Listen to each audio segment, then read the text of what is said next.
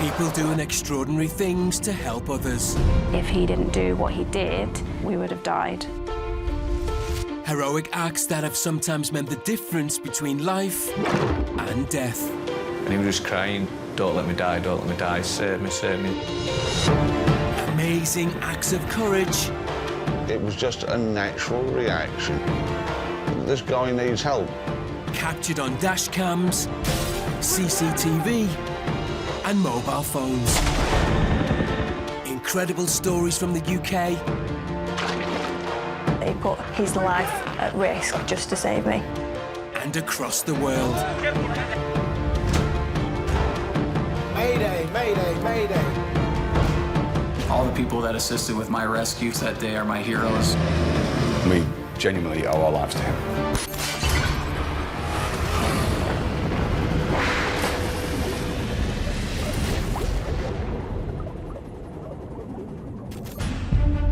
Today on Saved on Camera.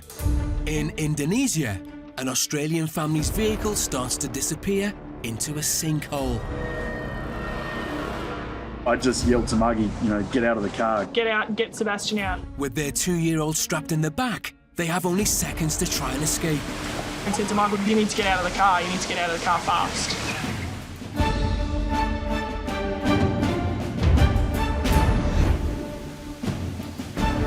In the UK, a teenage boy climbing on a gorge slips and falls, bouncing off the rocks on the way down. It was obvious straight away that he wasn't okay and that he'd hurt himself. The rescue services are on the way. But he's lying at the bottom of a remote location, and it's gonna be difficult to get him out. He could have bled to death, and there would have been little that we could have done for him at that point. In Western Australia, a manta ray has been injured by fishing gear, making it vulnerable to prey, unless it can be saved quickly. I knew that she was going to pull away pretty quick once I got hold of him, so I knew there was only one shot at her. And in the UK, a man loses control of his van after having a stroke on a busy dual carriageway. We looked through the passenger window and saw him collapsed. Fellow road users desperately try to stop him from colliding with other vehicles. But can they stop him on time? But he'd obviously still got his foot on the throttle. He was still running up against the barrier.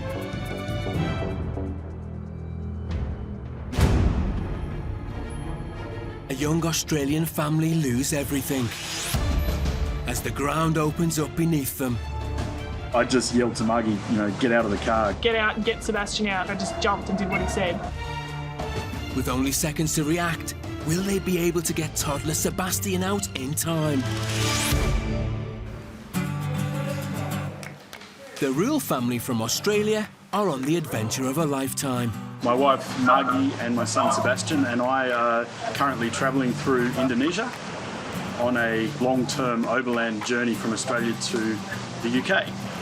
Back home in Australia, we were both marine scientists. We both have PhDs and spent way too many years studying, so we decided we needed a change. Having left their old lives behind, they jumped in their Jeep and hit the road with a toddler in tow. Sebastian is just under 2 years old now. He's got a really adventurous spirit, and we have a really good time showing him the world. They had their beloved vehicle shipped all the way to Indonesia. As well as being their transport, it would also be their home.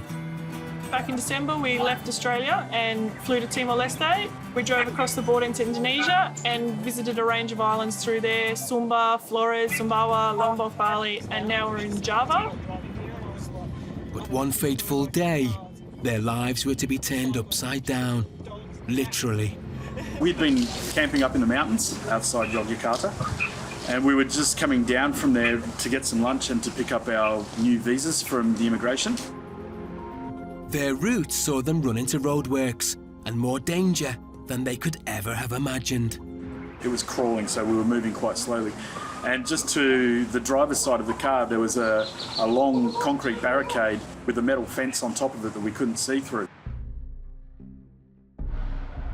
And then all of a sudden the metal and concrete barricade next to the car started shaking. I just felt a really strange lurch to the side.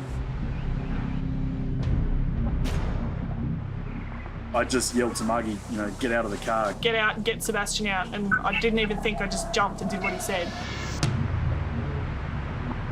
Jumped out, raced around, grabbed Sebastian out. I was relieved to have Sebastian in my arms. Margie had managed to save their toddler just in time, but Michael was still in the vehicle. I felt like I probably shouldn't move, or I might sort of change the weight of the car. I could see that it was teetering right on the edge and how scary it was. And that was when I raced back and said to Michael, you need to get out of the car, you need to get out of the car fast. With the ground falling beneath them, they were just seconds away from disaster. It was about 7 to 10 seconds he had to get out of the car. Turned around and our car literally fell in the hole. And theirs wasn't the only vehicle lost in the collapse. And we could see the truck behind us had gone in and that we were actually people in that truck. It wasn't until then that we sort of realised, wow, we actually got out of there in time. But the relief of escape soon turned back to panic as reality set in.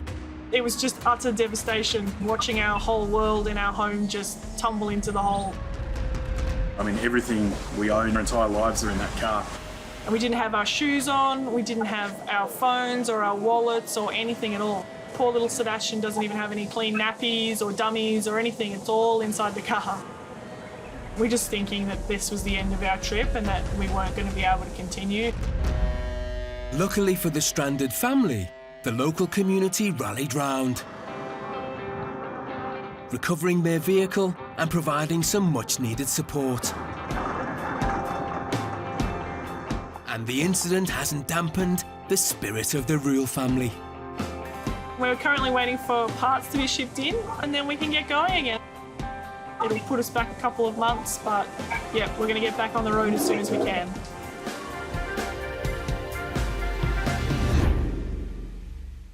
Meanwhile, back in the UK, on a day out with friends, a teenage boy has taken a fall from the top of a 30-foot waterfall. I felt like I was in the air for like hours, just looking down at the rocks coming towards us. After what seemed like an eternity, he is lying badly injured at the bottom. It was just a really shocking thing. You just said, you're very lucky to be alive. As the emergency services rush to the scene, they alert the mountain rescue team to help reach him. But even if they can get to him, the area is so inaccessible, it's going to be hard to get him out.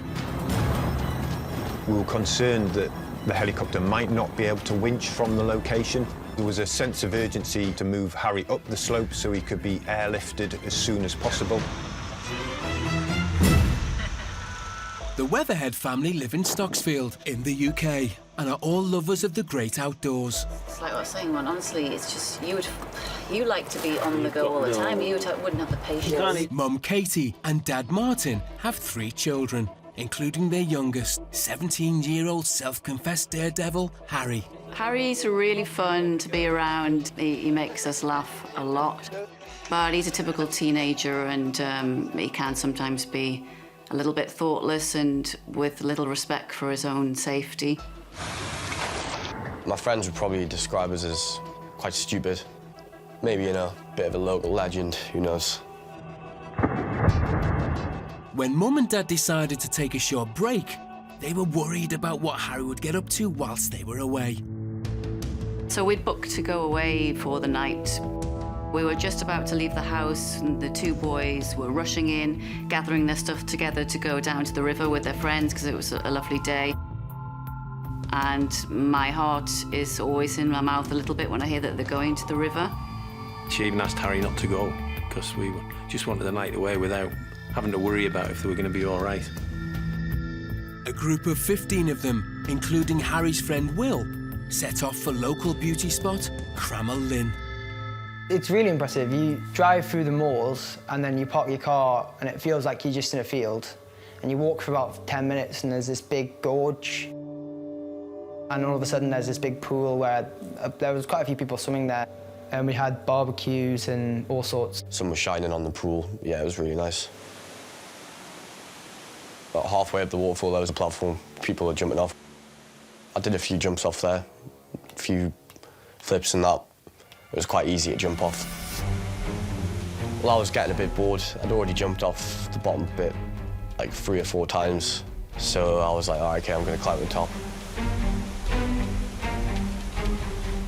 And I was already at the top, so I was like, there's only one way down, really. You had to climb up and get in the river about 10 metres before the actual waterfall. And normally you can walk over dry rocks to the very edge. But because it had rained recently, there was water on those rocks, so the rocks were really slippy. But that didn't deter Harry in his quest for excitement. So I had to keep on getting on all fours and crawling across, because otherwise you just would have slipped and probably got dragged away by the water. Harry was up there, slipping on this slippy rock, and we were all kind of scared for him and worried.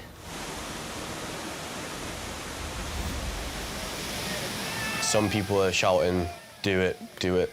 And then other people were shouting, don't do it.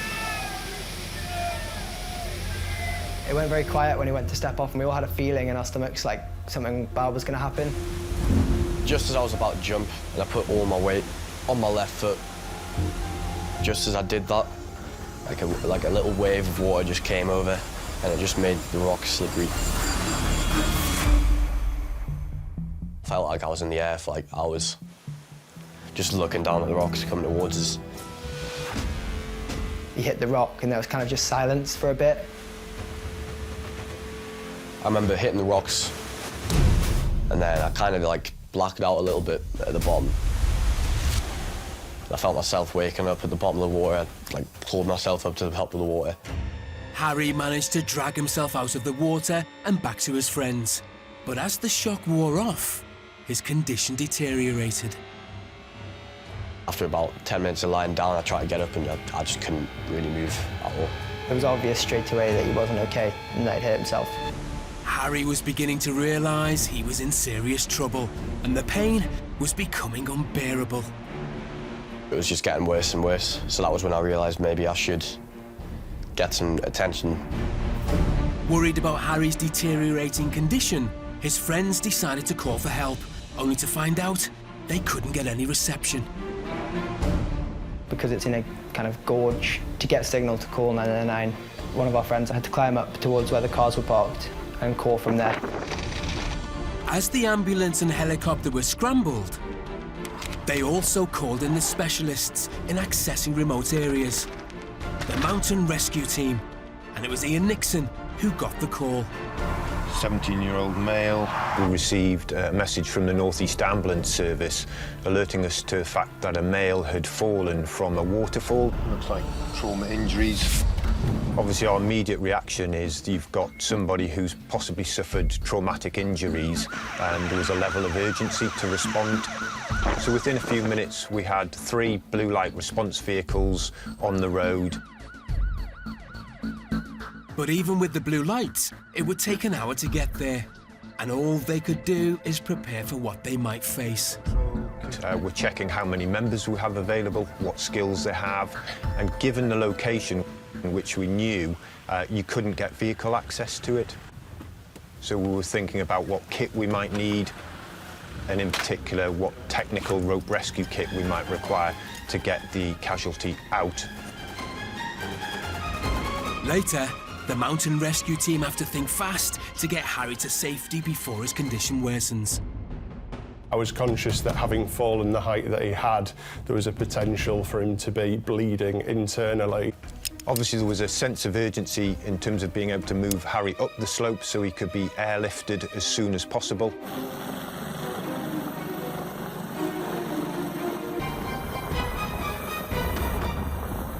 And as we were moving, Harry started to develop worsening pain up in the right-hand side of his upper abdomen.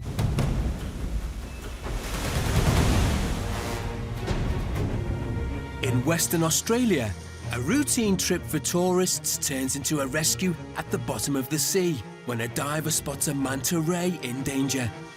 I noticed straight away the gang hook, which is a series of 3 hooks together, pretty much right next to her eye. It was an injury that could mean certain death for the creature. When she was feeding, she'd become prey to a large shark. But saving the manta ray wasn't going to be easy. I knew that she was going to pull away pretty quick once I got hold of him, so I knew there was only one shot at her. This is Ningaloo Reef in Western Australia. It's where desert meets sea, and it's home to some of the most diverse marine life in the world. Freediver and wildlife photographer Jake runs a tour here. I think the best thing about my job is being able to swim and interact with all the megafauna here found in Ningaloo Reef on a daily basis. There's very few places in the world that you can swim with all these things regularly, so I'm very fortunate to have this job. Guests on Jake's tours are normally groups of tourists, but not on this day. It was a special day in the fact that we had the Tourism Western Australia team on filming, interacting with manta rays on the Ningaloo coast. The reef has a residential population of manta rays who feed off the rich nutrients of the local coral. Before any of the boat tours head out, Jake's colleague Justine gives a briefing. I usually let people know a little bit about the manta's biology to start with, and then we go into the rules of the swim and how the interaction is going to work. We always want to make sure that the impact on the animals is not too big. With the briefing over, the party was ready to head out in search of the marine life. Before any other tour boats were out there, we headed out to search for the rays. We happened to come across the ray right near a known cleaning station. The manta ray was Freckles, a much-loved resident of the reef. Freckles is what we call a coastal manta ray, one of two species of manta. Each individual manta ray has a unique belly pattern underneath with individual spots. She was one of the first manta rays to be named almost 13 or 14 years ago, and it's because she has all freckles all over her body. She's between 3.5 to 4 metres wide, 25 to 30 years old. She's a residential female manta ray here. Before the group on the boat can enter the water, Jake needed to carry out his usual checks. I'm generally the first person to head out, just to assess the behaviour and conditions and that, ready for the people to enter. So when I went in, I noticed straight away there was a big line hanging out from underneath her. Jake needs to investigate, but he also needs to gain the manta's trust. I didn't rush into it or anything, I just approached nice and slow to see how she would react. She actually stopped and then unrolled her cephalic lobe, which is the flaps on the front. At that point, Jake made a horrifying discovery. It was a gang hook, which is a series of 3 hooks together, and the first one was embedded just below her eye, but the other 2 were hanging loose, so they were pretty much right next to her eye, and the fishing line was trailing out the back. And if it got hooked on anything, or when she was feeding, skimming the bottom, she'd become prey to a large shark. If they hadn't got the good eyesight, then they'd probably get eaten quite quickly, without their defence. Being so close to a vulnerable area, I wasn't sure whether we'd be able to get it out or not.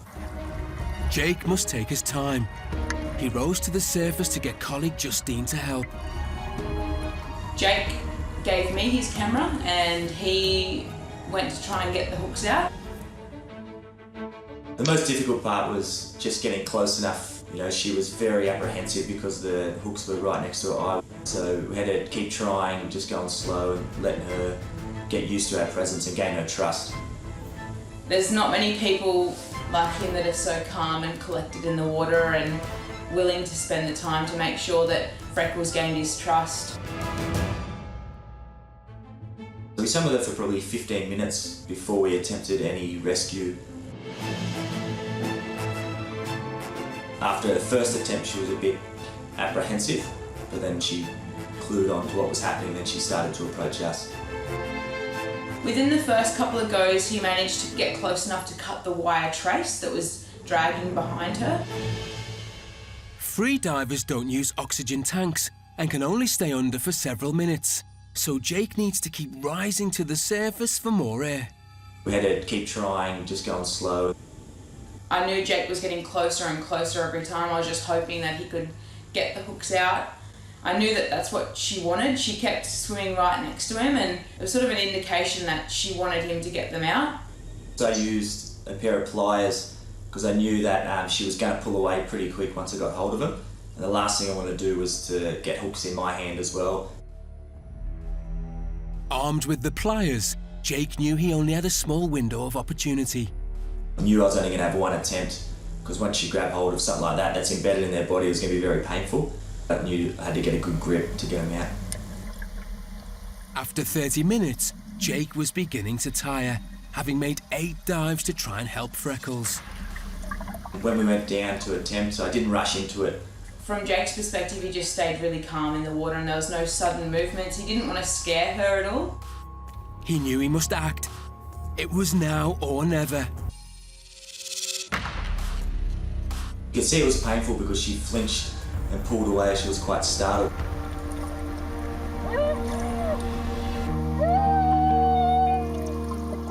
Freckles was now free of all the hooks. And the most important part of her body, her eyes, had been saved. I felt relieved. I was just grateful that we got it out. It was a bit sort of overwhelming. She sort of made herself really vulnerable when she let Jake take the hook out. But what Freckles did next shocked Jake and Justine.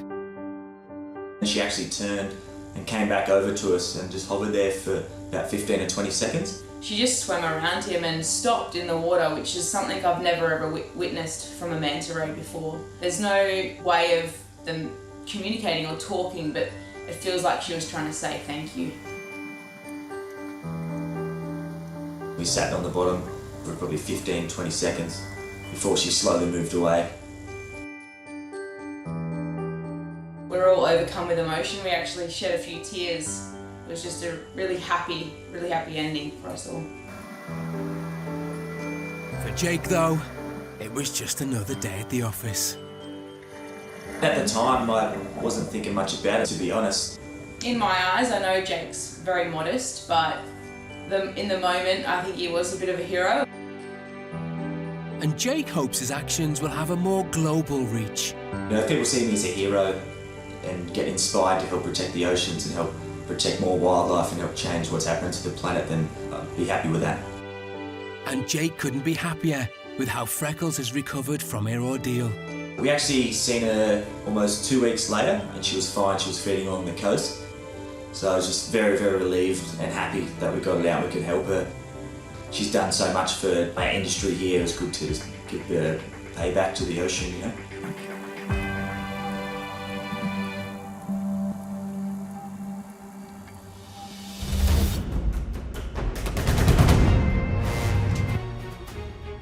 In the UK, a van driver suffers a stroke behind the wheel on a busy dual carriageway, losing control of his vehicle. The guy had collapsed at the wheel and was totally unconscious.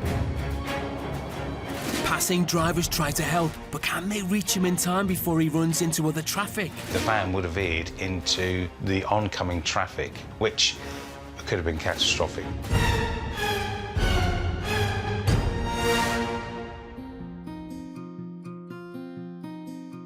Russell Douglas works as a lorry driver, a job he's enjoyed for over 20 years.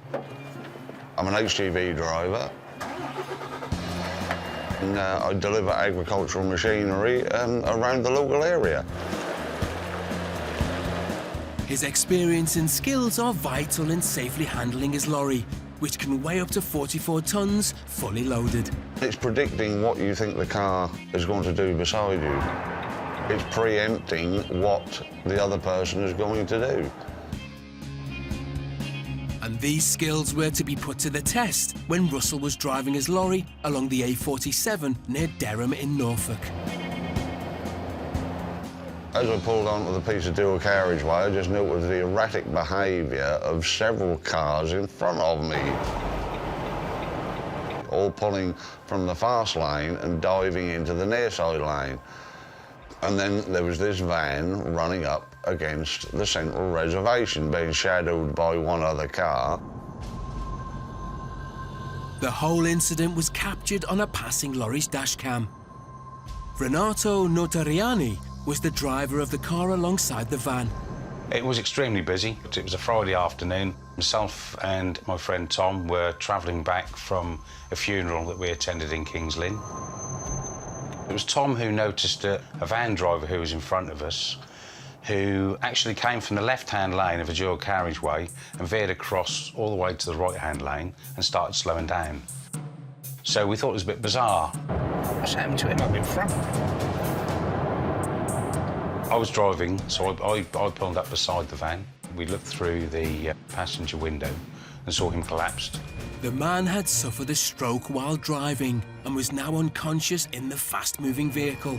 But these passers-by were determined to at least try and save him. My initial thoughts were to pull in front of him and try and stop his vehicle with my vehicle.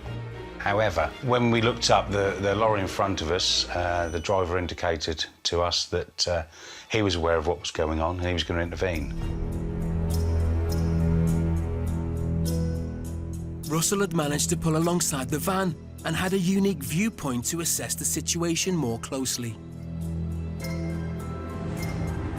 I could see that the guy had collapsed at the wheel and was totally unconscious, but he'd obviously still got his foot on the throttle.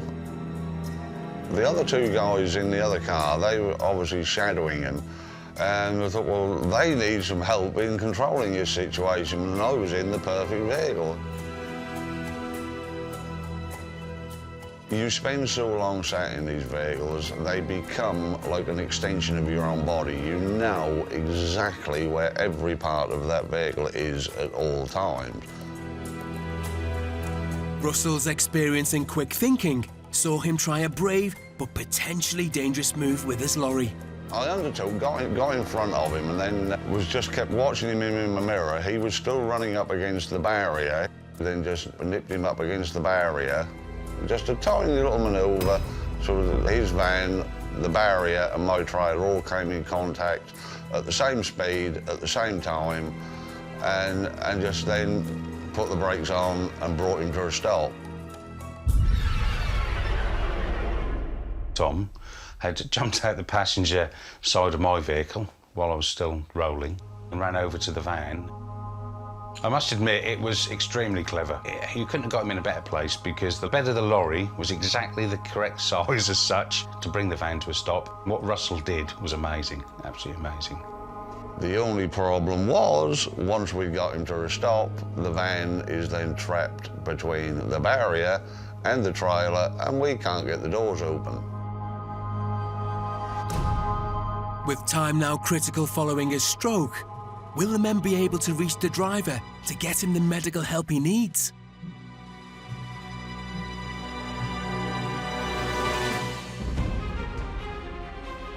Earlier, teenager Harry fell from a 30-foot waterfall and was left lying waiting for help.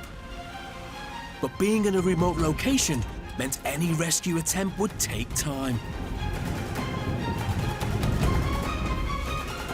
We were all down by the pool and we looked up and saw the first paramedics coming down. Finally, after an hour, the rescue services managed to reach Harry, including the doctor from the Northumberland National Park Rescue Team, Philip O'Donnell. As I approached Harry, I could see that he was quite pale. I could see that he was awake and looking around, which was reassuring. So I was concerned about the right side of his chest. He was obviously in quite an amount of pain and was struggling to take a good deep breath.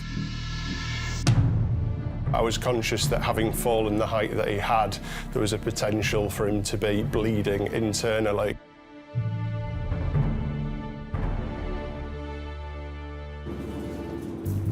Meanwhile, 15 miles away, Harry's mum and dad had just arrived at their hotel break and were starting to relax, unaware of any problems. We sat in the beer garden, we had a couple of drinks, and life was feeling really good.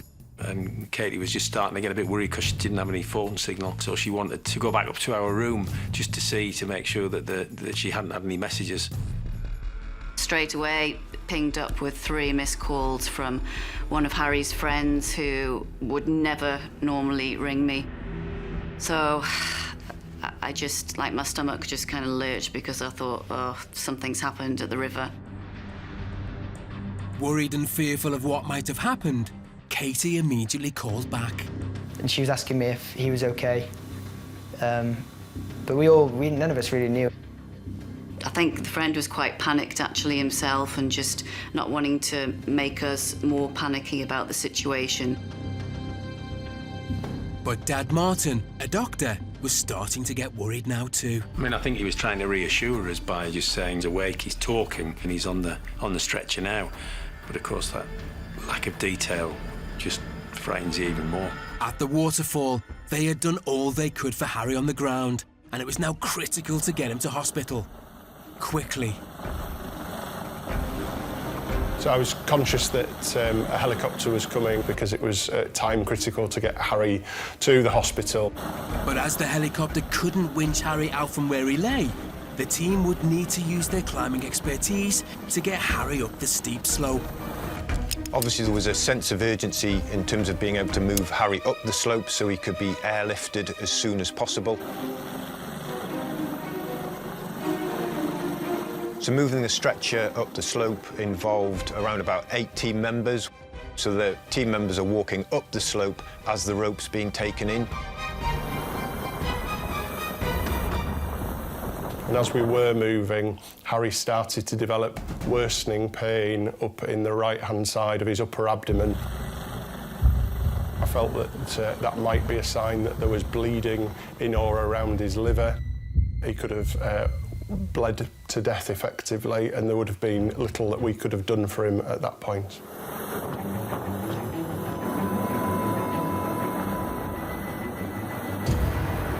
About an hour's passed now. The winchman's down by the stretcher, and we've got a couple of team members who are going to use a system called a high line. Essentially, that stops the stretcher from spinning as it's lifted into the helicopter.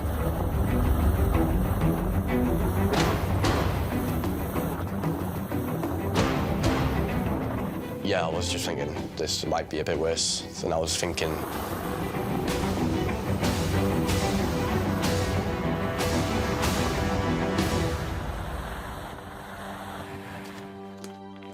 As Harry was rushed to hospital, his parents wanted to get there to meet him. We'd rung 111 to find out what was happening, and they said that they'd booked a heliport at the RVI in Newcastle. So as soon as we knew he was going to go to the RVI, then we could actually do something. We phoned, and the receptionist said that she could just hear him landing in the helicopter then. But she told us that there was a full trauma team waiting. We thought, why do they think he needs a full trauma team there? Should we go this way? Yeah. Harry's father was getting even more concerned. You're terrified that there's going to be a life-changing injury, you know, a serious head injury or a spinal injury. So you can't really say anything out loud because they're just...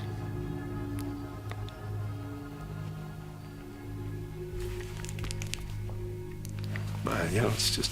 You all right?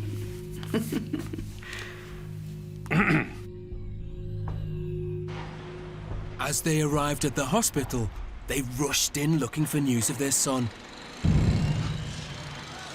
Yeah, well, when they took us through to the relatives' room, you really think that something awful's happened. A nurse came out and she said, look, the doctor, he can't find any really serious issues. There's no internal bleeding, no spinal damage, looks like no brain damage, because we didn't actually realise that he had hit his head in the fall. Even though the news was good, they still had to wait 2 long hours before they could see him. It seemed a long time to wait, but then when we went through to see him, and yeah, it was the same old Harry with a smile on his face. He was just acting as though nothing had happened. A natural teenager, like the first question he asked, where's my phone? Which we didn't have. We didn't have for him. It was with one of his friends, so he borrowed mine just to quickly get in touch with some of the friends that had been there that day, just to reassure them that he was okay. Said he'd got a broken wrist, but other than that, he was just about okay. And that's when we kind of, all relaxed a bit. After a few days in hospital, that eventually they realised it was just my wrist that had actual damage on the bone. The shoulder and hip was just sort of muscle damage, soft tissue damage. I don't think anybody could believe it, like the doctors at the hospital, the people that helped him on the day. No one could believe that he was lucky enough to escape that with just essentially a broken wrist. I think I was just really lucky with the way I fell on the rocks, really. I think that's all it comes down to. I mean, so many people have more minor falls and get far worse outcomes. So we're just incredibly grateful.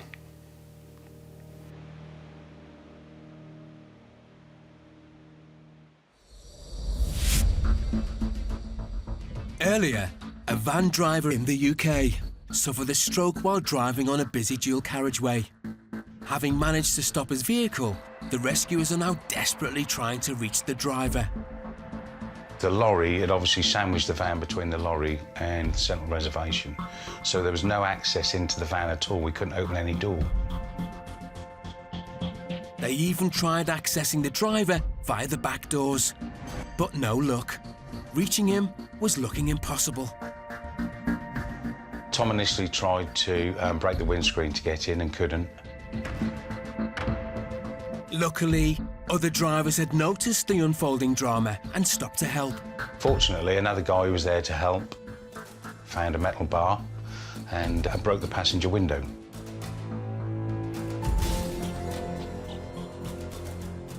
One of the guys then climbed in, manoeuvred the fella so we could get hold of his arms, and we pulled him out through the passenger side window and laid him on the back of my trailer. Yes, hello, ambulance, please.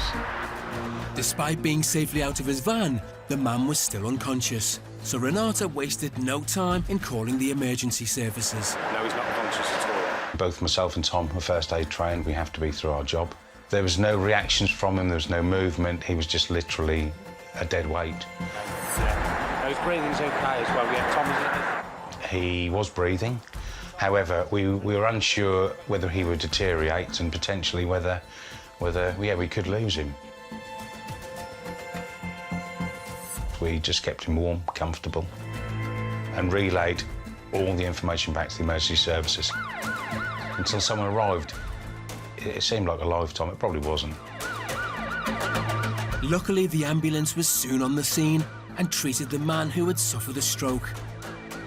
But it was thanks to the rescuers' quick thinking and bravery that he survived and went on to make a full recovery.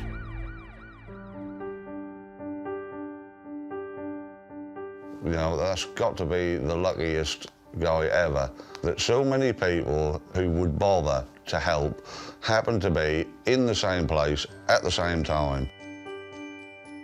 I mean, whoever would have thought the safest place to have a medical issue is driving in the fast lane of a dual carriageway at speed.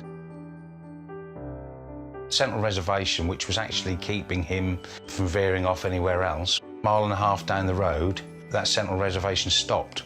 The van would have veered into the oncoming traffic in the dual carriageway, which could have been catastrophic. So yeah, Russell's actions were fantastic. I think what he did was phenomenal. And for the humble heroes, it's a day none of them will forget in a hurry. I'm not trying to dismiss what we've done as being extremely easy.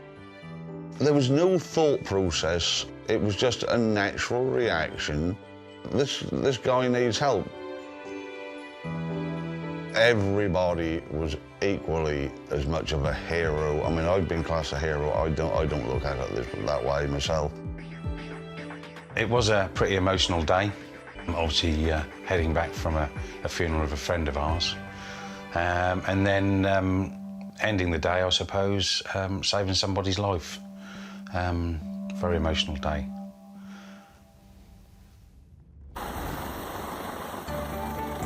This is the moment that a team of 18 from the Mountain Rescue Services rescued a 17-year-old boy who had fallen from a 30-foot waterfall.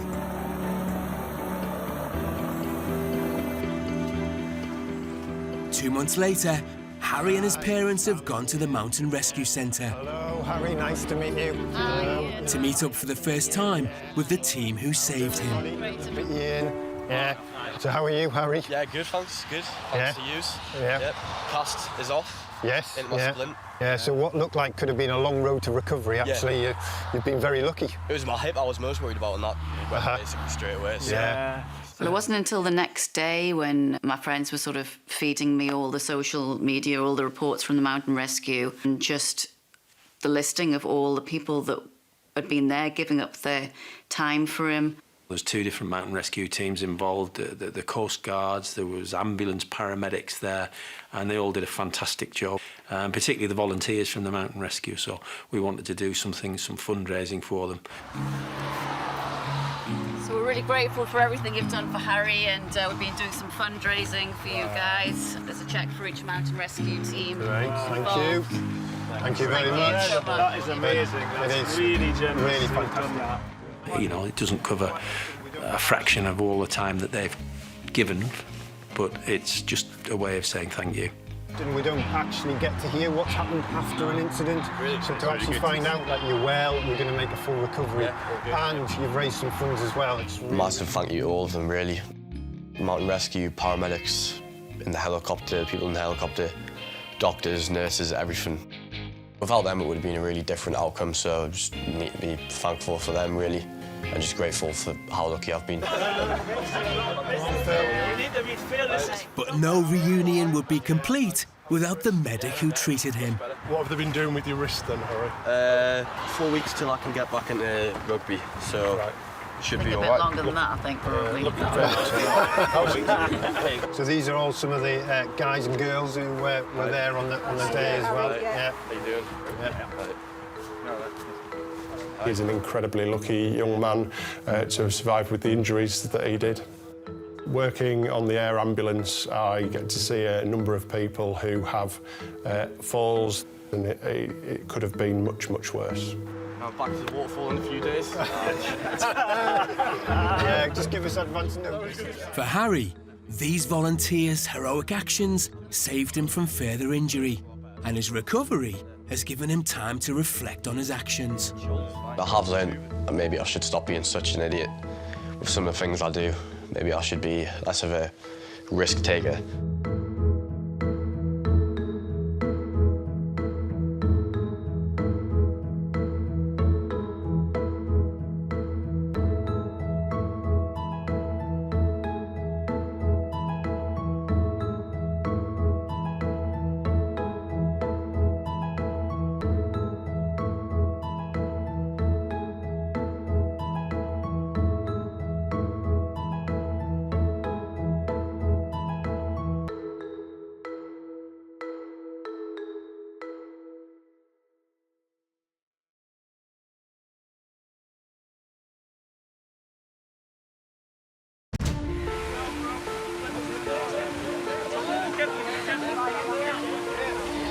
People doing extraordinary things to help others. If he didn't do what he did, we would have died. Heroic acts that have sometimes meant the difference between life and death. And he was just crying, don't let me die, don't let me die, save me, save me. Amazing acts of courage. It was just a natural reaction. This guy needs help. Captured on dash cams, CCTV, and mobile phones. Incredible stories from the UK. He put his life at risk just to save me. And across the world. Mayday, mayday, mayday. All the people that assisted with my rescues that day are my heroes. We genuinely owe our lives to him.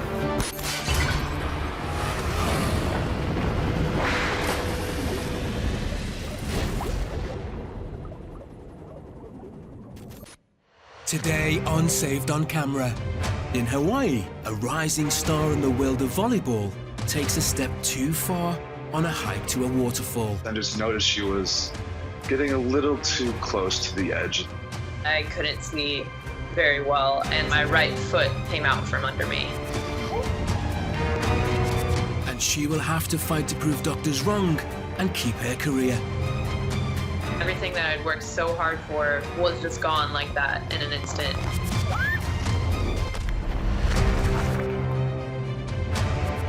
In the UK, a home invasion sees a husband fight off 3 masked men to protect his wife. You sort of see this sort of stuff on TV. You don't expect 3 armed men in your home. A paraglider pilot has crashed into a cliff on the Dorset coast. He's left hanging on for his life with a 500-foot drop below him. My friend has crashed his paraglider into a cliff. The rescue services are on their way, but they have only one clue to his location. The caller mentioned that the paraglider was stuck about 20 metres below a tree. And in the crystal clear waters of the Bahamas, a free diver makes a near fatal error. We weren't really careful of the depth. I just used up too much fighting the fish as I was down there. Leaving his brother to try and save him from drowning. Just one thing on my mind, go save him.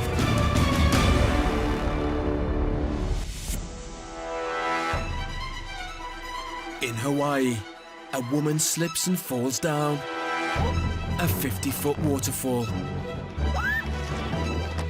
Friends who witness the fall fear for the worst. I have to be prepared for any circumstance that I might encounter. She could be alive, she could be dead. Heather Friesen, a professional volleyball player, was based in California when an exciting opportunity came her way. I got a scholarship to play at the University of Hawaii. I'd never been to Hawaii before, and I was really excited to go. And it was there she met her adventurous friend, Austin Ackery. We just hit it off right from the get-go. We started sharing each other's stories and developing a really strong and deep connection. He was just such a happy, cheerful person that we instantly became friends, and he loved hiking, so we would go on hikes together. When Austin suggested a group of them hike the Cow Crater Trail in Honolulu, Heather jumped at the chance. It was one that I'd never gone on before, so I was really excited, and he said that a couple other friends were coming. The Cow Crater hike is up to the ridge of the Ko'olau Mountains. We couldn't pray for a better day. There's blue skies, minimal clouds overhead. When we got to the beginning of the hike, there was a sign that said something like, Cow Crater Trail, hike at your own risk. But we all just kind of laughed at it and said, no, we'll be fine. We're just going to keep going.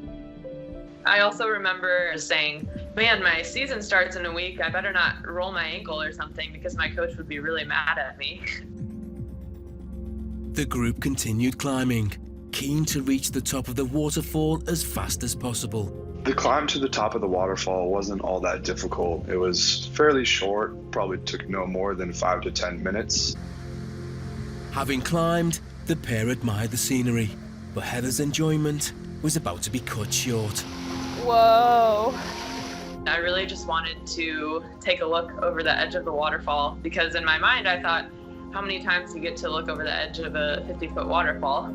I just noticed she was getting a little too close to the edge. There's this little trickle of water that was kind of in the shadows that I couldn't see very well. And so my right foot, unfortunately, just happened to step right on that. Whoa. And it came out from under me.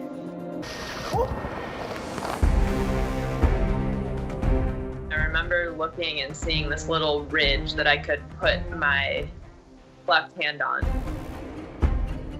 I yelled out, Heather, hold on. I tried to grab onto that ridge, but that was too slippery as well. I remember seeing her tumble down, and it was not a pretty sight. I kind of curled up into a ball. I needed to land on my left side because I'm right-handed, so that's my hitting arm. So all of those thoughts were going through my head as I was in the free fall. I hit the rocks and then I kind of fell into the water from there. But the pool of water wasn't deep enough to break her fall. The water at the bottom of the waterfall was only about knee height. Austin raced down to the bottom. I have to be prepared for any circumstance that I might encounter when I find her at the bottom of that waterfall. She could be alive, she could be dead. But he wasn't prepared for what he found. She was standing up, and I thought that was so bizarre. How could somebody that takes that kind of fall, how could they be standing up? I just used what energy I had to stand up and walk over to the side of the waterfall.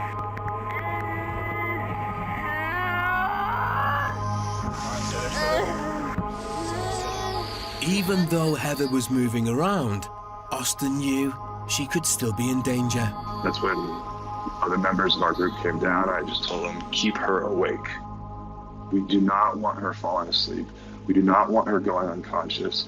We want her awake and communicating with us. Do whatever you need to do to keep her conscious. Stay there, don't move. After calling for local emergency services, a helicopter was dispatched. They kept telling me to just take deep breaths and that the helicopter was going to be there quickly. Due to the remote location, the Honolulu ground paramedic team was also dispatched. With them, Don Takara. She couldn't walk. She couldn't walk out of that area, so they needed to airlift her out. By this stage, Heather's adrenaline had subsided and pain had taken over. I need somebody down here to help me out. My whole left side felt like it was immobilized and like I couldn't move. I couldn't breathe very well. It felt like my left lung was sort of like wet, crumpled up tissue paper.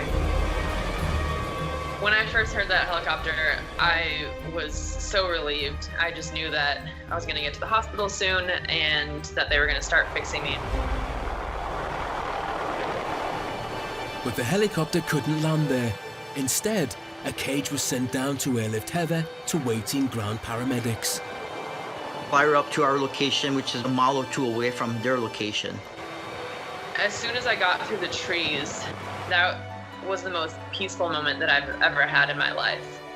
Which sounds crazy because it was amidst all this chaos, but I just felt so calm and I kept repeating to myself, God's got me, I know I'm going to be okay.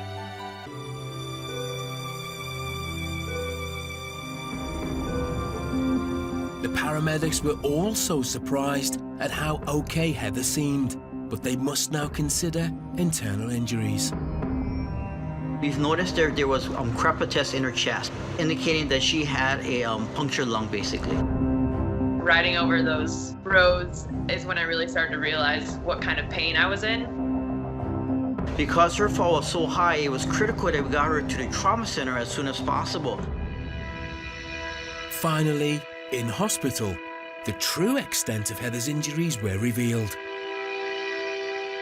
They told me that I had 10 broken ribs, a collapsed lung, and a fractured scapula, which is my shoulder blade. And I had a couple really deep wounds that they had to stitch up. With Austin now by her bedside, there was more devastating news to come. Doctors told us the extent of her injuries, and from what you could tell, Heather would not be playing volleyball ever again.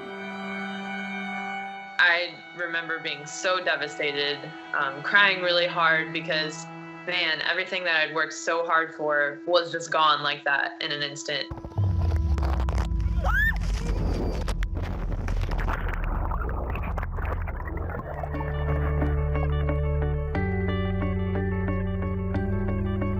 But Heather was to defy the doctor's predictions. It was the beginning of a very, very slow recovery process, but now I'm back to full strength and competing at the professional level, so it's just amazing.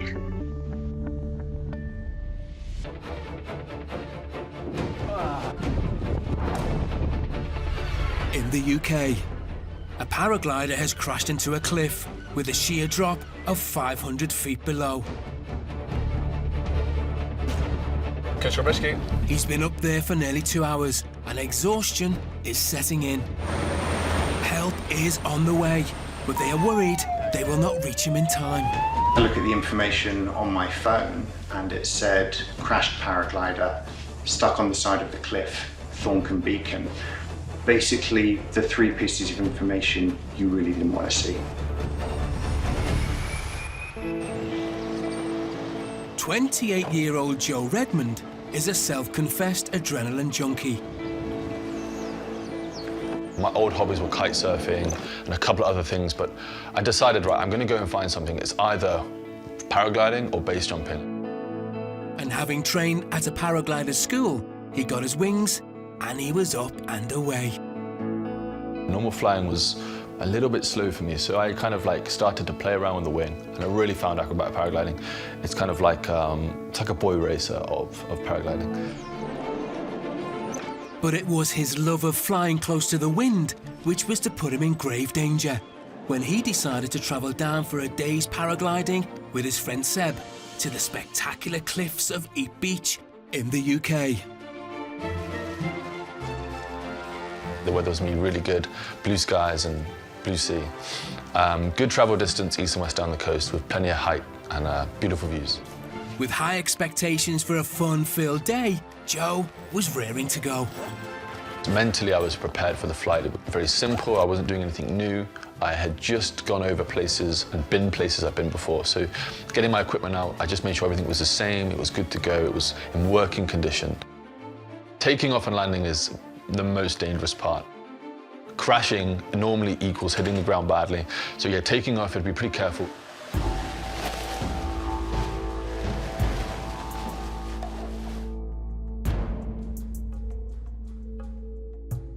You've got like people surrounding you with their wings laid out, ready to run off the edge of the cliff, and the wind will give you enough energy to help you pull the glider up, guide it into an overhead position where you turn and face out to sea. Make sure you're in a good posture and you leave the hill and you're airborne.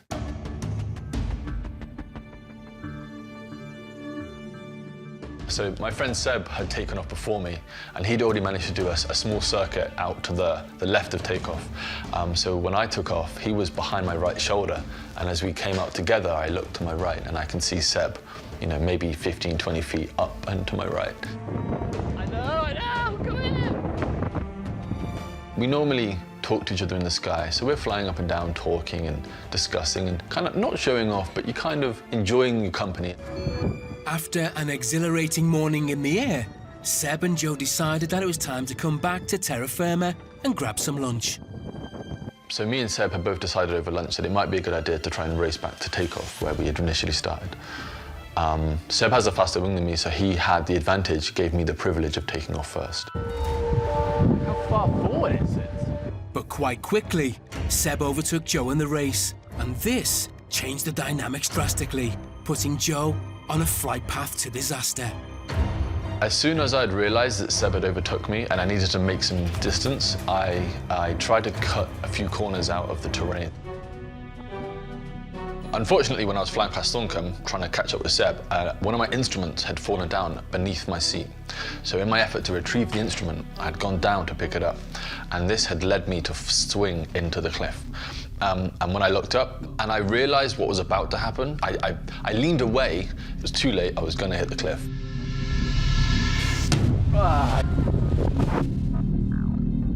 When I hit the cliff, the first thing that hit the cliff was my left side. My elbow swung in, my hip swung in, and my wing had then scooped onto the cliff edge, essentially grabbing the cliff and keeping me safe.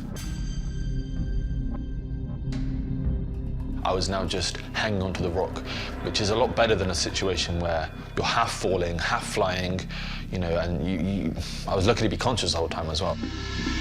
Just needed a moment to get over the pain, and then a moment to just go, well, where am I? Like, what is going on? So I started to look at how high I was. Where were people? Did they see me? I looked at the ground. I was like, okay, so I'm 25 meters up.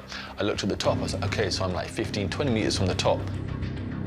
Am I gonna try and climb down? Am I gonna try and climb up? Am I gonna just sit here and play safe? Is the paraglider about to slip and I'm gonna fall anyway? It's very loose rock, not good to climb on. As he looked up, he spotted something that might help. I could see a ledge above my head that gave me more of a platform to stand on. It was a place where I could reevaluate with more time. There was a part of me that kind of felt more secure climbing than I did trusting the paraglider to hold my weight up. So I had climbed 2 meters from where I got stuck in my seat, and I'd found this ledge. It must have been maybe 2 square feet wide. It was a small ledge, just enough for your 2 feet. Later, are Joe's rescuers a little too close for comfort?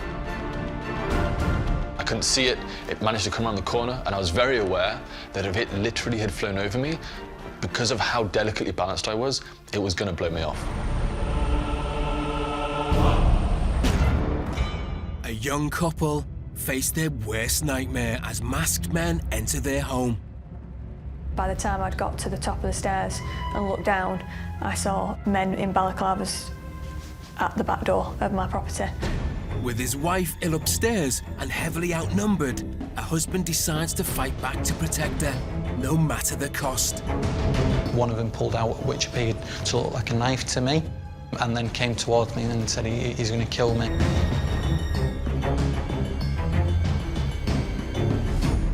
Loved-up couple Charlotte and Asif Ali live with their dogs in Rochdale near Manchester, in the UK.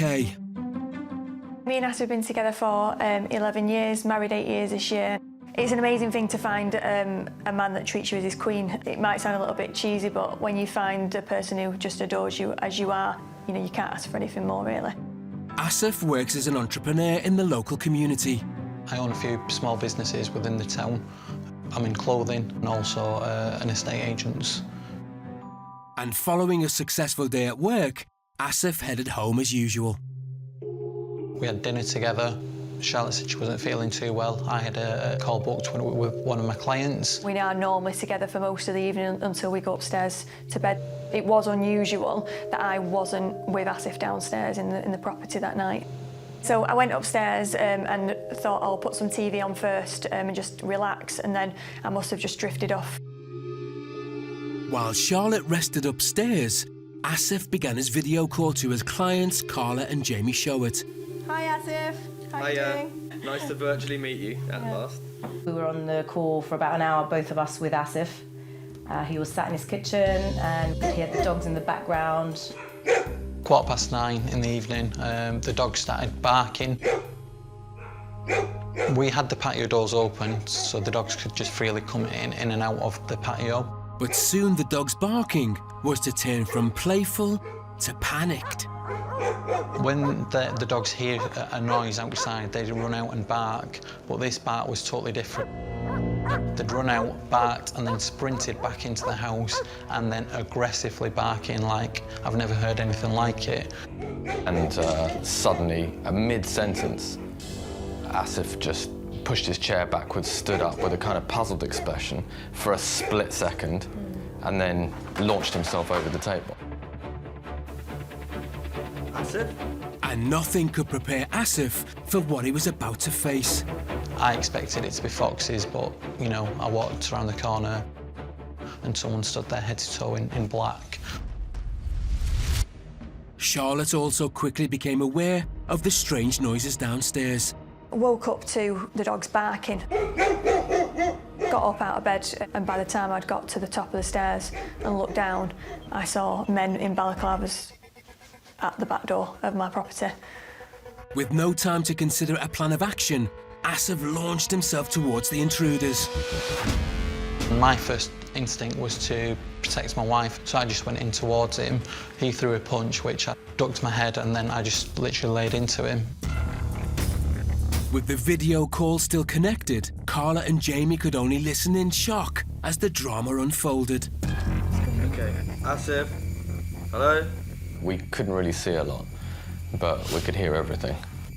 Well, it started off with, what are you doing? Why are you here? What's going on? And then it was just confusion, everyone shouting at the same time. Very confusing for us. We just stood there staring at the screen, just saying to ourselves, oh my God, oh my God. And the situation was about to turn even more dangerous for Asif.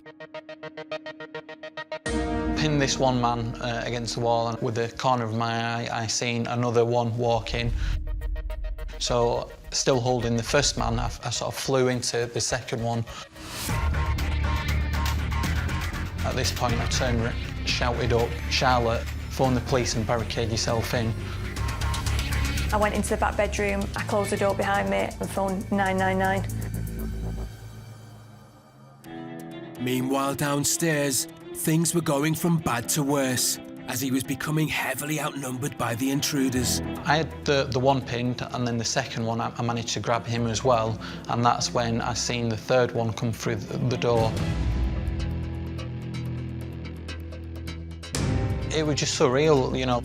You sort of see this sort of stuff on a film, you know, on the TV. You don't expect to be facing, you know, 3 armed men in your home. So I sort of let go of the 1 and 2 and 3 punches, the third one. For Carla and Jamie, it was like a real-life horror film, and they felt helpless. What do you want to do? Do you know where they live? Where they live? Hold on, let me just check quickly. You could tell that there was actually a physical fight. Yeah, there was sounds of scuffle, footsteps banging. Felt like we were powerless to help them. Charlotte had managed to call the police, but all they could do was wait in terror as the fighting continued. I told him the address and said, there's 3 men with balaclavas that had just entered my home. All that was going through my mind was that something was going to happen to Asif, and, you know, that itself is enough to, you know, terrify you. And we didn't know what happened to Asif, whether he was still alive.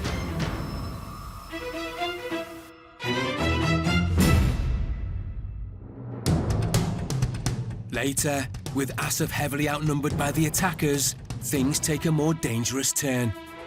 One of them pulled out which appeared to look like a knife to me, and then came towards me and said he's going to kill me.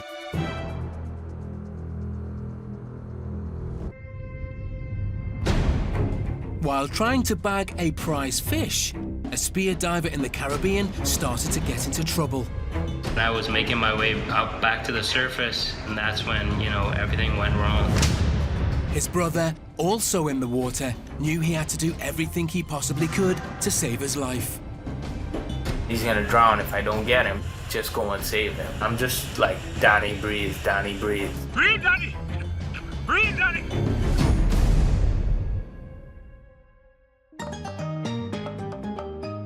Millions of tourists opt for the glorious surroundings of the Bahamas every single year.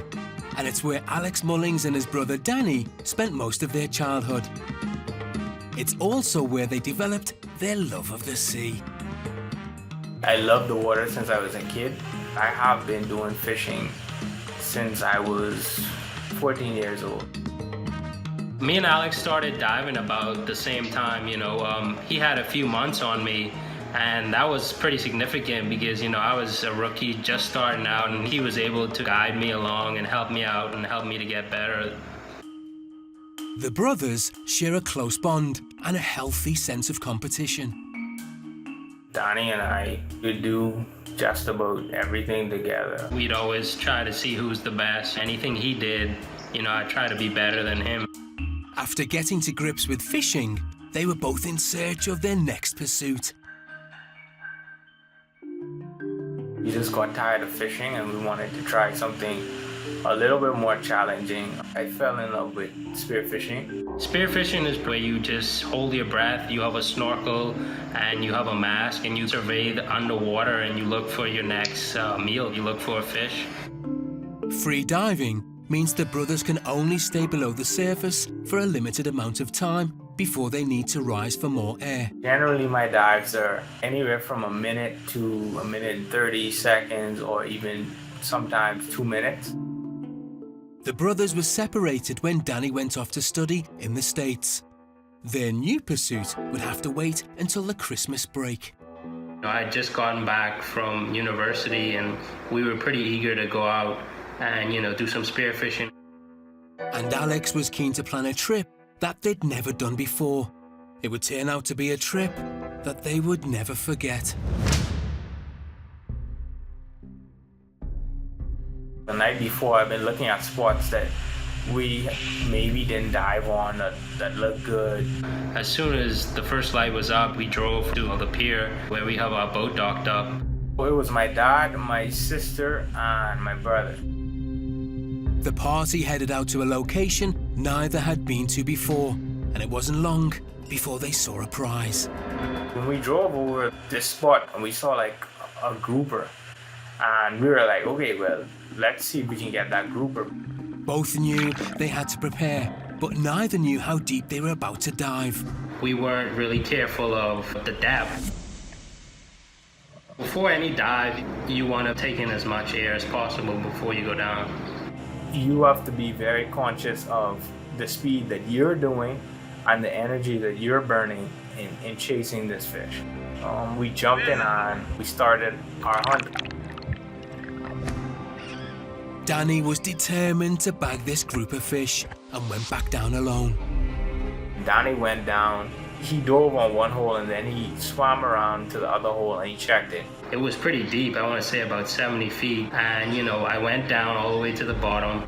I stayed down for quite a bit. What must have been going through his mind was, okay, I don't see the fish, so let me head back up. Then I see him stop and he starts to deviate.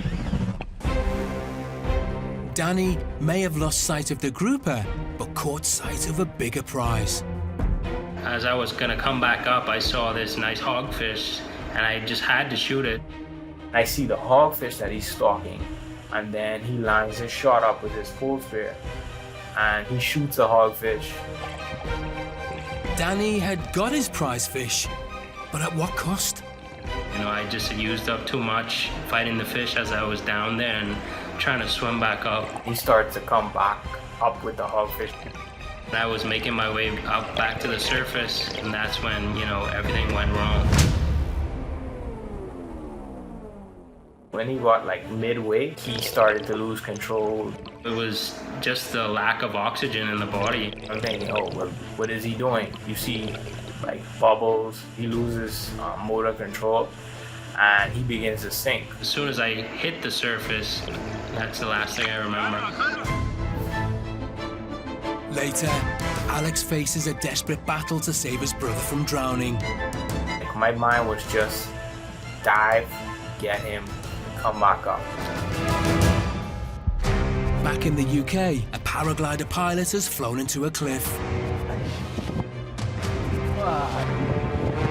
He is 500 feet up with a sheer drop below. But he has found a small ledge and is hanging on for dear life. So I had climbed 2 meters from where I got stuck. It was a small ledge, just enough for your 2 feet. Having secured himself, all Joe could do was wait for help. And luckily, his friend Seb had made a call. Catch and rescue. Hello. My friend has crashed his paraglider into a cliff at Thorncombe Beacon. He is stuck on literally the side of the cliff, probably about 20 meters from the top. There's a tree at the top, 60 meters from the bottom. So he's looking at a very nasty fall, and he doesn't have a very big leg. Okay, that's great, mate. All right, cheers, but we do have assistance coming. The call came through to Jake Lanning, the Deputy Station Officer for West Bay Coast Guard. Just after 6 o'clock, the pages went off. I had a look at the information on my phone and it said crashed paraglider, stuck on the side of the cliff, Thorncombe Beacon. Basically, the 3 pieces of information you really didn't want to see. The Coast Guard tasked 2 teams to respond. That was West Bay team and the Lyme Regis team, and they'd also tasked a Coast Guard rescue helicopter. There are no roads up to Thorncombe Beacon, so we travelled as far as we could on the main roads and then drove off-road the rest of the way. But when they arrived, they couldn't see anything and didn't know where to look. Luckily, when Seb had phoned, he had mentioned a vital fact. In the 999 call, the caller mentioned that the paraglider was stuck about 20 metres below a tree. There are no other trees up there apart from this one right near the edge of the cliff. So we set up our rescue equipment above that tree. The Coast Guard helicopter had also arrived.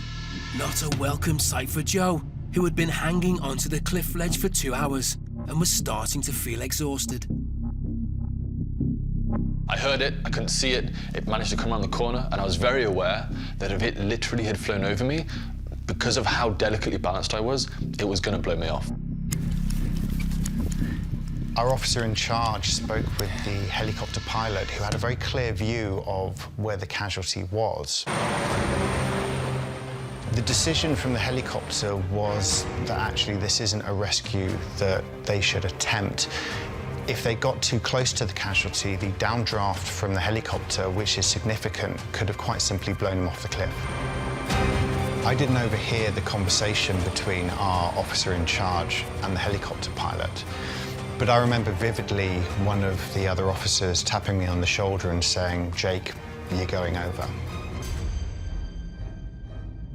I remember looking over the edge of the cliff for the first time and suddenly feeling quite sick. I guess the enormity suddenly hit me of what I was about to do. I could see the paragliding wing stuck on the cliff below me. I couldn't see him, but I headed towards the wing. Arrived at the wing, I couldn't see him. I didn't know exactly where he was, but an officer on the radio kind of gave me a rough idea. I actually lifted the corner of the wing up so I could see further down the cliff, and there he was. He was stuck on a very small ledge with his hands around a rock. I could start hearing the rescue team like rappelling down to me.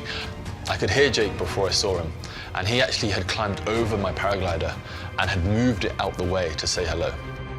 What surprised me about this casualty was he was very calm. I shouted down to him, "My name's Jake, I'm with the Coast Guard.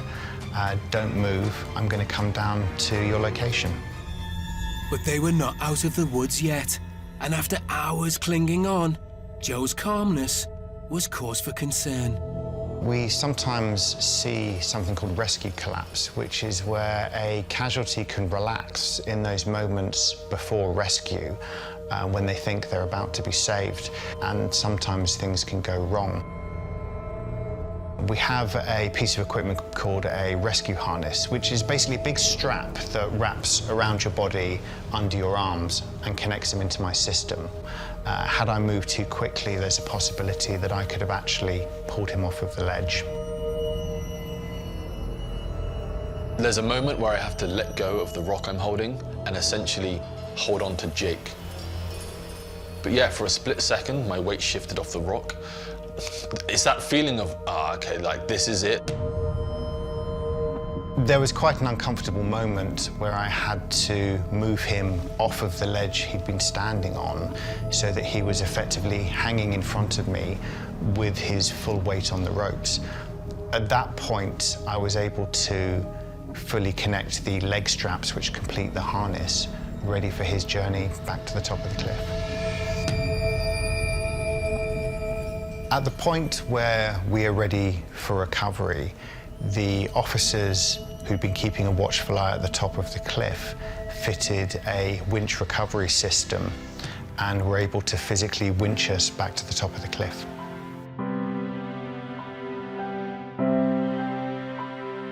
When I finally got over the top, I was very happy just to be stood up, back on level ground. When we reached the top of the cliff, it was pure elation. It wasn't just me involved in this rescue. There was a whole team of people working very hard at the top of that cliff to bring this gentleman to safety. What was more amazing is that Joe escaped with only minor injuries. He knows that the outcome could have been very different and will be forever grateful to those who saved him. I'm really thankful for the Coast Guard team to rescue me. It's really important to have these teams help people like me. In the waters off the Bahamas, a free diver got into serious trouble on a spearfishing trip with his brother. I was making my way up back to the surface, and that's when, everything went wrong. Having lost consciousness, his brother rushed to save him from drowning. Just one thing on my mind, that was, go save him. I'm his dive partner. He's gonna lose consciousness, he's gonna sink, and he's gonna drown if I don't get him. Just go and save him. I dove down for him, and my mind was blank. My mind was just dive, get him, come back up. Alex, he immediately pulled me back up to the surface. And once I got him up, then I started to try to get him to react. So I took off his mask on his face, and I started to talk to him, breathe, breathe. Breathe, Danny! Breathe, Danny! Danny, breathe! Danny, breathe! I'm just like, Danny, breathe, Danny, breathe. Eventually, he takes a breath. The last few times he maybe shouted to breathe, I kind of like subconsciously heard it. And I think that's what kind of triggered me to start breathing again. Breathe, breathe, what? Breathe, breathe, breathe, breathe, breathe, breathe. Once Danny regained consciousness, a lot of feelings hit me. Adrenaline definitely hit me. I could have just lost my brother. What could have happened if we both, passed out? What if I wasn't able to get him? But Alex still had a job to do. He needed to get him to safety. I swam him back to the boat. I took the hogfish from him, and then I passed it to my dad that was on the boat. I tried to compose myself. My dad and my sister were all shaken up, my brother as well. So, we called it a day after that, and I immediately went to the hospital. Danny may not have drowned in the sea, but he wasn't out of danger yet. So we were scared that he could still drown within 24 hours. I was more fearful of the secondary drowning, which is basically your lungs are so filled with water that even though you're breathing, they're still not absorbing enough oxygen. They did x-rays and stuff like that to see if there were any water or something in the lungs. Because I was like, okay, I did my job, but now, he's gonna die. That was more fearful to me than the incident occurred. I got the all clear, but I still stayed in the hospital for a few days just to make sure that everything was good. The drama of that day seemed to affect Danny the least. I wasn't really traumatized by the experience. I think it was more my brother and my dad and my sister. Every time I dived, they would always be on the lookout even more after the incident happened. It took me a while to actually compose myself, not just that day, but it took me quite a few months to actually regain that composure that I once had. But the event has had an impact on both brothers.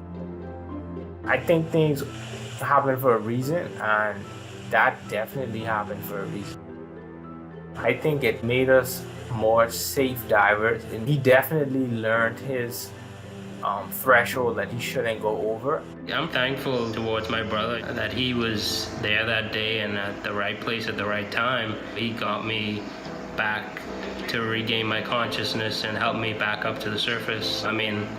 Only the worst could happen if he wasn't there and he wasn't paying attention. I probably wouldn't be here today, to tell the story.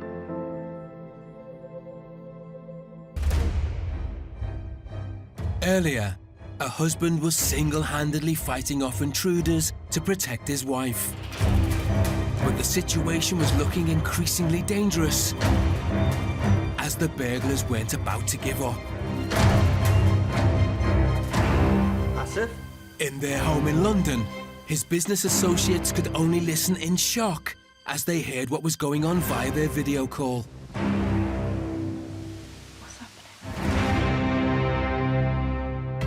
The police had been called, but until they arrived, Asif was on his own, fighting off the intruders. I didn't expect me to, turn around and starting to fight with them. I never even thought about for a second of my safety. It was all to do with my wife. And it looked like his one-man defense was working as the attackers seemed to be almost out of the house. First one, he didn't want to know. He was like cowering against the door. And they then retreated to see what they were going to do next. But they weren't giving up yet, and things were about to turn even more threatening. At that point, I was trying to shut the patio door closed. One of them held it open on the other side, and then one of them pulled out, which appeared to look like a knife to me, and then came towards me and said he's going to kill me. He ran back past the screen, and we're like, oh my God, Asif, are you okay? Are you okay? And obviously he didn't, you know, he literally just whoosh, past the screen and then whoosh, back again. Fearful for his life and adrenaline pumping, Asif ran to the kitchen to find something to protect himself with. He followed me in. I grabbed 2 kitchen knives and turned around and looked at him. Luckily for him, this tactic worked. He then closed the kitchen door and then he then walked out. So at this point, I think they didn't want to know. But the men weren't about to leave quietly as they attacked again. 2 of them holding big bricks. One of them dropped the brick and then he ran off first. And then the other one who was holding the brick threw it at the patio door. Fortunately for us, we have got protective glass, so it's not come through, but should that have been any normal glass, that would have come through and probably knocked me out. Upstairs, Charlotte was panicking about what might be happening. I didn't know what it was, I just heard a massive bang, so at that point I did go downstairs, and what I thought I could do, I honestly don't know, but there was no way I could stay upstairs hearing that sort of noise. As I've gone outside to see where they've gone, Charlotte had come down the stairs, so she then somehow appeared outside, and I just sort of was pushing her to go back inside to make sure she was safe. It was a sigh of relief completely that I could see Asif, you know, stood up. He was absolutely fine and unharmed, and I was still on the phone to the police trying to get the story across and communicate as well at the same time. But there was a complication, meaning help hadn't reached them yet. Unfortunately for us, the police went to the wrong address because so many different neighbours had phoned because the screaming and shouting was so much that no one knew where exactly it was coming from. While they awaited the police, the community rallied round the couple. The next door neighbours came round to check that we were okay, and then another neighbour visited as well. But it was reassuring that people had come round and they do care. And there were still 2 other people anxious to know if the couple was safe. And I could hear the Skype calls, is everything all right, is everything all right? And then I realised the call was still going, so I just sort of said, I'm going to have to come back to you. Once the call was ended, what happened to them? I mean, we didn't know whether the people had left or if Charlotte was okay. Obviously, Asif had been, you know, okay enough to come and switch off the call. It was just insane, and like we could hardly sleep that night, really. When the police finally arrived, you know, when we watched the footage back and showed them, they said well done to Asif, you know, for what he did. But when they could finally take stock of the terrifying ordeal, it hit home for the couple just how lucky they were. All that kept going through my mind is that it could have ended up in such a different way, and I could have lost my husband over it, but so courageous at the same time that he put his life at risk just to save me. That I've been in the street and I'm walking down the street and 3 blokes come at me, I'd probably turn around and run. But if they've come into my home, my wife's there was nothing, you know, whether there were going to be 5, 6, 7 of them. There was never going to get past me to hurt my wife. Belongings can be replaced, people can't. I was upstairs, helpless, and he just wanted to make sure that no matter what happened, nobody came anywhere near me.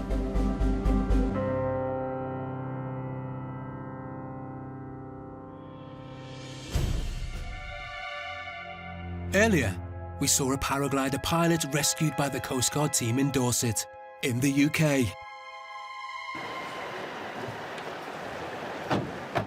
A year later, and Jake and the team from the West Bay Coast Guard are about to meet up with the man they saved that day for the first time.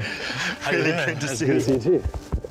Right, how long has it been? Like a year now? It's been a year. Has it actually been a year? Let me introduce you to Gemma. Yeah, Gemma. Hi. Gemma operated your main line that day. Did she? Alan operated the safety. Alan. Nice to meet you. This is Rob, our senior Nice to meet you. coastal officer who's responsible for our training. That was the first time that I've rescued someone who was precarious. And I said to the guys earlier, that was the calmest casualty that I ever could have wished for. We've done quite a few cliff rescues before, mainly of dogs, but this is the first time I've been involved with someone in such a precarious and life-threatening position. You came, you like, hey, can I move this? I was like, yeah, you can move the paraglider. Like, you had to like peek underneath, you remember? Yeah, I couldn't see you until I lifted that wing. I remember looking through and you were literally both hands around the rock. Yeah, good to have a guy with a rope come down and get you. Well, thank you very much. No, our pleasure. Meeting up with Joe has reinforced to Jake the reason why he volunteers. I think it's a great privilege to be able to help anyone who is in danger, and it makes you feel incredibly proud. But the accident hasn't put Joe off flying, and he didn't waste time getting back to the sport he loves. It's taken perhaps a week or two to get over the crash, but I was back in the air. The next weekend I was flying Eep again. It was like, get back on the horse, you know, be careful, play it safe, keep flying.